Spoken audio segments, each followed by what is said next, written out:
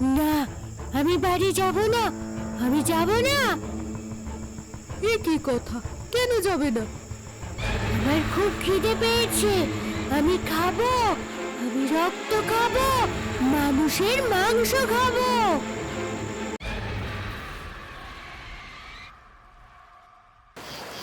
গ্রামের নাম নিশ্চিন্তপুর। আষাঢ় মাস। গত 3 দিন ধরে বিরামহীন বৃষ্টি হচ্ছে। গ্রামের কাঁচা রাস্তাগুলো কাদায় মাখামাখি। চারদিক ঘুটঘুটে অন্ধকার, আকাশ কালো মেঘে ঢাকা। মাঝে মাঝে বিদ্যুতের চমকানোতে গ্রামের বাঁশঝাড়গুলো যেন ভৌতিক আকার ধারণ করছে। ঝিঁঝি পোকা আর ব্যাঙের ডাক ছাড়া আর কোনো শব্দ নেই। মাঝে মাঝে শুধু শোনা যাচ্ছে দূর থেকে শিয়ালের হুক্কা হুয়া ডাক। গ্রামের মানুষজন সন্ধ্যার পর আর ঘর থেকে বের হয় না। এমন এক দুর্যোগপূর্ণ রাতে শহর থেকে গ্রামে ফিরছে একটি গরুর গাড়ি। গরুর গাড়িটি ক্যাঁচ ক্যাঁচ শব্দ করে কাদার মধ্য দিয়ে এগিয়ে চলেছে। সত্যেন খুড়ো এক মনে হুক্কা টানছেন। ভোলার নগেন গায়ে চাদর জড়িয়ে বসে আছে। ওরে বাপ রে বাপ, কি ঠান্ডা, আর তার সাথে বৃষ্টি। এই রাস্তা যেন আর শেষই হতে চায় না, তার পর্যন্ত কেটে যাচ্ছে ঠান্ডায়। ঠিকই বলেছিস নগেন, একে তুই ঘোর বর্ষা, তারপরে গরুর গাড়ি পথচক্রতি দুপুর চাই। আমার তো মনে হচ্ছে সকাল হয়ে যাবে বাড়ি পৌঁছাতে। আচ্ছা নগেন, ভাব তো, এখন যদি গরম গরম এক কাপ চা পাওয়া যেত আর তার সাথে মুড়ি, উফ, বৃষ্টির মধ্যে গরুর গাড়িতে বসে চা খাওয়ার মজাই আলাদা হতো বুঝলি। দূর, তুই একটা পাগল বলা। এই মাঝরাতে এই জঙ্গলের রাস্তায় তুই চা পাবি কোথায়? এখানে তো মানুষজনই দেখা যাচ্ছে না, চায়ের দোকান তো দূরের কথা। তোর মাথায় কি শুধু খাওয়ার চিন্তায় ঘোরে? আরে দূর, কল্পনা করতে তোর পয়সা লাগে না? ভাবছি তো, গরম ধোয়া ওঠা চা এখন আদার ধোয়া। ভোলার নগেন নিজেদের মধ্যে হাসাহাসি করতে থাকে। সত্যেন খুড়ো চুপচাপ গম্ভীর মুখে হুক্কা টেনেই যাচ্ছেন। ও খুড়ো, তুমি এত চুপচাপ কেন গো? সেই কখন থেকে দেখছি শুধু হুক্কাই টেনে যাচ্ছ। আমরা হাসাহাসি করছি আর তুমি কোনো কথাই বলছো না। কি হয়েছে তোমার? এখন মুখ গোমরা করে কি চিন্তা করছো বলো তো? কিছু না রে, ভাবছি রাতটা বড্ড বেশি হয়ে গেল। এত রাতে গ্রামের বাইরে থাকাটা ঠিক হচ্ছে না আমাদের। মনটা কেমন গাইছে। আরে খুড়ো, রাত হয়েছে তো কি হয়েছে? আমরা তো তিনজনে পুরুষ মানুষ আছি, আর তাছাড়া গরুর গাড়িতেই তো আছি, তাড়াতাড়ি চলে যেতে পারবো। তুমি খামোখা চিন্তা করছো, আর রাতের বেলা ঘোরার মজাই আলাদা। চারিদিক কেমন শান্ত। রাতের বেলায় সব থেকে বিপজ্জনক বলা। তুই ছেলে মানুষ তাই বুঝছিস না। রাতের বেলা অনেক বিপদ ঘটতে পারে আমাদের অগোচরে। অন্ধকারে এমন অনেক কিছু ঘুরে বেড়ায় যা আমরা দিনের আলোয় কল্পনা করতে পারি না। ও খুড়ো, এসব তুমি কি আবল তাবল বলছো? কিছুই বুঝতে পারছি না। আসলে তোমার বয়স হয়েছে তো, তাই হয়তো একটু বেশি ভয় পাচ্ছ।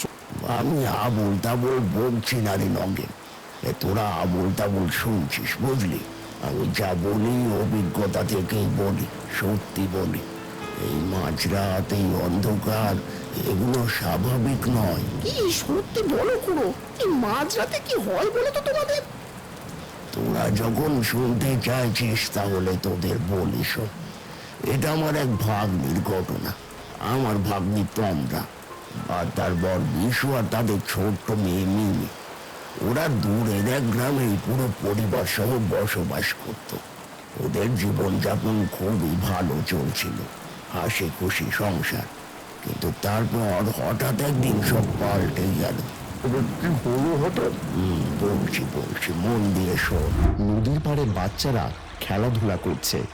মিমি একা একা নদীর ধারে হাঁটছে। হঠাৎ তার পায়ে কিছু একটা লাগে। আরে, এটা কি? মিমি মাটি থেকে একটা পুরনো কাঠের পুতুল তুলে নেয়। পুতুলটার চোখগুলো যেন জীবন্ত। বাহ, কি সুন্দর পুতুল, কাঠের তৈরি। কিন্তু এখানে একা একা পড়ে আছে কেন? এটা কার পুতুল? আশেপাশে তো কাউকে দেখছি না, হয়তো কারো হাত থেকে পড়ে গেছে। ইস, বেচারা পুতুল একা একা কষ্ট পাচ্ছে। কেউ যদি খুঁজতে আসে তাকে দিয়ে দেব, কিন্তু এখন তো কেউ নেই, আমি বরং তোকে আমার কাছেই রাখি, আমার বাড়ি নিয়ে যাই। আমি তোকে স্নান করিয়ে দেব। আজ থেকে তুই আমার বন্ধু। মিনি পুতুলটাকে বুকের সাথে জড়িয়ে ধরে বাড়ির দিকে দৌড় দেয়। তার মুখে এক অদ্ভুত হাসি। মিনি তার ঘরে বসে আছে পুতুলটাকে নিয়ে। তন্দ্রা ঘর থেকে বের হয়ে আসে। মিমি, ওই মিমি, সেই সকাল থেকে ঘরে বসে আছিস, খেতে আয় মা। আমি লুচি আর আলুর দম করেছি তোর জন্য। মিমি পুতুলটার দিকে একদৃষ্টে তাকিয়ে থাকে।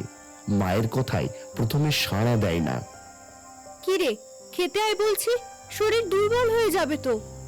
আমি খাবো না, আমার এখন খিদে নেই। যাও তুমি এখান থেকে। এ কি কথা মিমি, তুই মায়ের সাথে এভাবে কথা বলছিস কেন? আর তোর গলার স্বর এমন শোনাচ্ছে কেন? ঠান্ডা লেগেছে নাকি? তোমাকে না বলেছি আমি এখন খাবো না। যাও এখান থেকে। কথা কি তোমার কানে যাচ্ছে না? আমাকে আর আমার বন্ধুকে বিরক্ত করো না। মিমি, তুই তুই আমাকে ধমক দিচ্ছিস? তোর বন্ধু মানে ওই ভাঙা কাঠের পুতুলটা? ওটা কোত্থেকে পেলি তুই? ওটা নোংরা, ফেলে দে ওটা। খবরদার, ওকে নোংরা বলবে না। ও আমার সব থেকে প্রিয়। তুমি যাও। হয়তো খেলায় কারোর সাথে ঝগড়া হয়েছে, তাই মন মেজাজ খারাপ। থাক, পরে খিদে পেলে খাবে। তন্দ্রা মন খারাপ করে ঘর থেকে বেরিয়ে যায়। মিমি আবার পুতুলটার দিকে তাকায় এবং ফিসফিস করে কথা বলতে থাকে। খাটের উপর শুয়ে আছে, তার পাশে সেই কাঠের পুতুল। ঘরের জানালা দিয়ে চাঁদের আলো এসে পড়েছে পুতুলের মুখে। হঠাৎ পুতুলের চোখ আগুনের মতো জ্বলে ওঠে। খিদে পেয়েছে মিমি, আমার অনেক খিদে পেয়েছে। চল, খেতে নিয়ে চল আমাকে। তাজা রক্ত, গরম মাংস। মিমি ঘুমের ঘোরে নড়ে ওঠে। তার চোখ যখন খুলে তখন সেগুলো মানুষের মতো নয়, টকটকে লাল। সে আস্তে আস্তে বিছানা থেকে নামে। খিদে? হ্যাঁ, খিদে পেয়েছে। মিমি দরজা খুলে বাইরে বেরিয়ে আসে। গ্রামের রাস্তা শুনশান। দূরে দেখা যায় রতনবাবু বাজার করে ফিরছেন, তার হাতে থলি।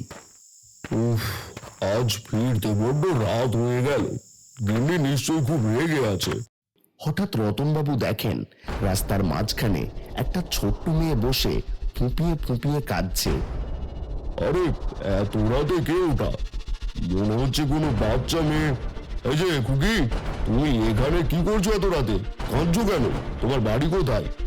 মিমি মুখ নিচু করেই কাঁদতে থাকে। ভয় পেও না মা, আমি রতন কাকু। মুখটা তোলো দেখি, হারিয়ে গেছো নাকি?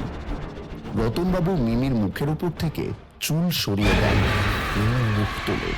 তার লাল চোখ আর বড় বড় রাক্ষসীর মতো দাঁত দেখে রতনবাবু ভয় পেয়ে যান। বাপরে, এ কি? এ তো মানুষ নয়। বাঁচাও, কে আছো? বাঁচাও।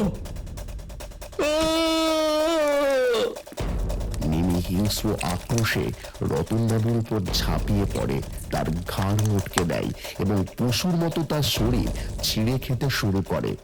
রতনবাবুর আর্তনাদ রাতের অন্ধকারে মিলিয়ে যায়।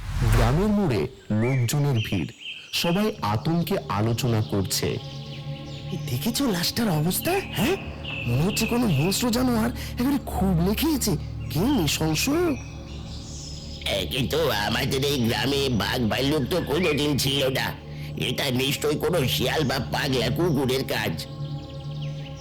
শুনছ, গ্রামের রতনবাবু কাল রাতে মারা গেছেন খুব বাজেভাবে। সবাই বলছে কোনো পশু আক্রমণ করেছে। কি সর্বনাশী কাণ্ড গো! আমার তো শুনেই হাত পা কাঁপছে। আচ্ছা শোনো, মিমির ব্যাপারটা কিন্তু আমার ভালো ঠেকছে না। কেন, মিমির আবার কি হলো? কাল রাত থেকে মেয়েটা কিচ্ছু খায়নি। সকালে ডাকলাম তাও উঠলো না, আর কেমন অদ্ভুত সব কথা বলছে। ওই যে একটা কাঠের পুতুল থেকে কুড়িয়ে এনেছে, ওটার সাথে সারাক্ষণ কথা বলছে। আমার কোনো কথাই শুনতে চাইছে না। হঠাৎ হঠাৎ ওর চোখগুলো কেমন অস্বাভাবিকভাবে লাল হয়ে যায়। আমি কিছুই বুঝতে পারছি না। আরে ও কিছু না, ছোট মানুষ, বড় হচ্ছে, আচরণের একটু পরিবর্তন হবেই। আর তাছাড়া গ্রামে এমন একটা ঘটনা ঘটেছে, হয়তো ভয় পেয়েছে, আস্তে আস্তে ঠিক হয়ে যাবে। তুমি বেশি চিন্তা করো না, আমি এখন কাজে বেরোচ্ছি, সাবধানে থেকো। বিশু চলে যায়, কিন্তু তন্দ্রার মুখের উদ্বেগ কমে না। তন্দ্রা কলসি নিয়ে জল ভরতে এসেছে। বিনতি আর মালতী আগে থেকেই সেখানে ছিল। ও দিদি, শুনেছো নাকি আমাদের গ্রামে কি সর্বনাশী কাণ্ড হয়েছে? হ্যাঁ বিনতি, শুনেছি। রতন বাবুর কথা বলছো তো? উনি তো খুব ভালো মানুষ ছিলেন। আর বলো না, রতন বাবু বাজার করে ফিরছিলেন, আর তখনই নাকি কোন এক হিংস্র পশু এসে ওনাকে শেষ করে দিল। লাশটা নাকি চেনাই যাচ্ছিল না। কি ভয়ঙ্কর! আমার তো মনে হয় এটা কোনো সাধারণ পশুর কাজ নয়। গ্রামের বুড়োরা বলছে এটা কোনো অশুভ শক্তির কাজ হতে পারে। ও মা, এইসব কি অলক্ষণে কথা বলছিস বোন? সত্যি দিদি। আর জানো, কাল রাতে আমিও কেমন সব অদ্ভুত শব্দ শুনেছি। মনে হলো কারোর কান্নার আওয়াজ। আমার পরক্ষণেই খিক হাসি। এ আবার কেমন বিপদ এলো গ্রামে! আমি তো ভয়ে মরছি। তোমরা যাই বলো বাপু, রাতের বেলা কাউকে ঘর থেকে বের হতে দিও না, কিন্তু বিপদ কার ঘাড়ে কখন চাপে বলা তো যায় না। ঠিকই বলেছিস। আমি তো মিমিকে চোখে চোখে রাখছি, কিন্তু মেয়েটার যে কি হলো! সবাই কলসি কাঁখে নিয়ে বাড়ির পথ ধরে। চারিদিক নিস্তব্ধ। মিমি গভীর ঘুমে। সেই কাঠের পুতুলটি আবার নড়ে ওঠে। মিমি, ঘুম থেকে ওঠো, আমার প্রচন্ড ক্ষুধা পেয়েছে।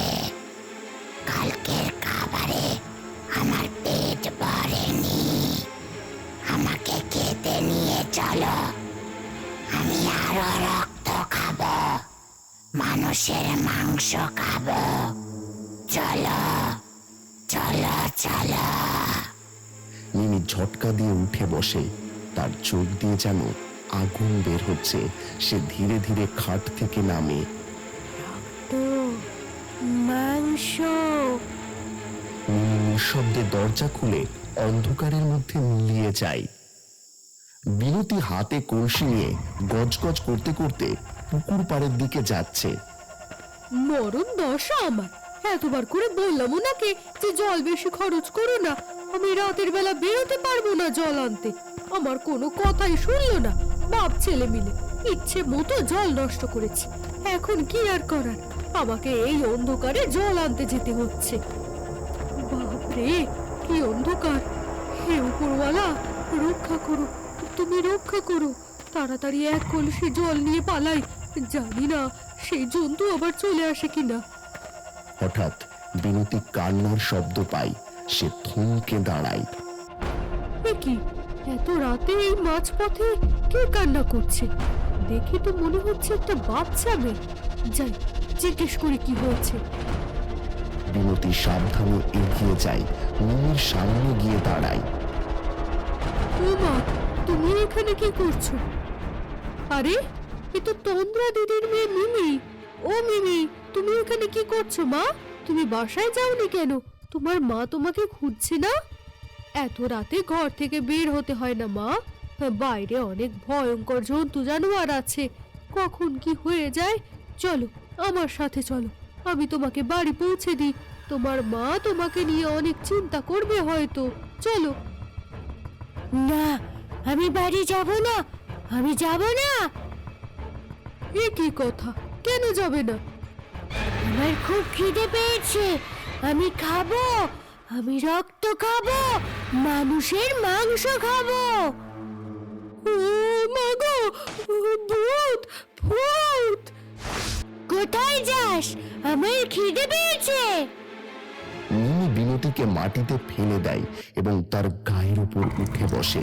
বিনতি বাঁচার জন্য ছটফট করতে থাকে।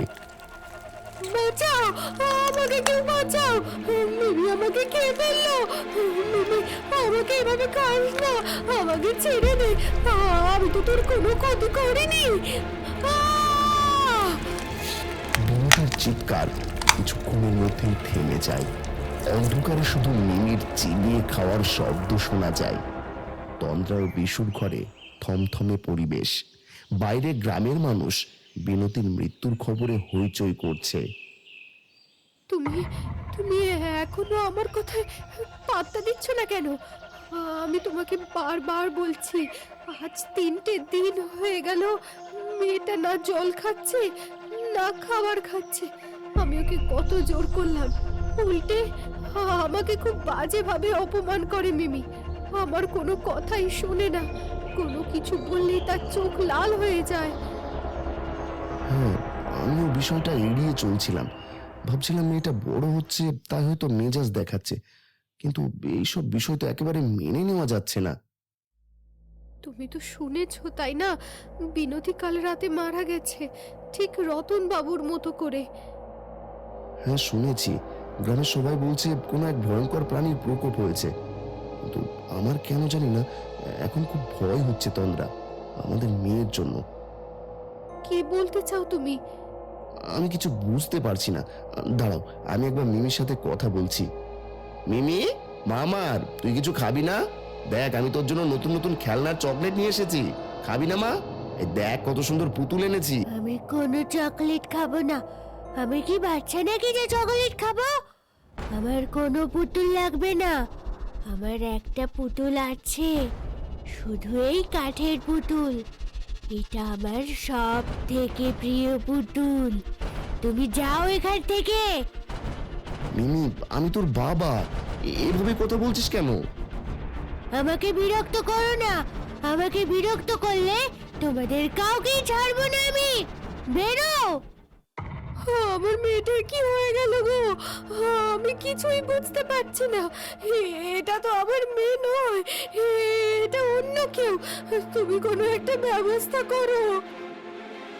আমার আর বুঝতে বাকি নেই তন্দ্রা, আমাদের মেয়েকে কোনো অশুভ শক্তি ভর করেছে। ওর মানুষ নেই। আমাদের পাশের গ্রামে যে সাধু বাবা আছে তাকে সবকিছু জানাতে হবে, তিনি হয়তো কিছু করতে পারবেন। আমাদের এক্ষুনি বেরোতে হবে সাধু বাবার খোঁজে, আর দেরি করা যাবে না।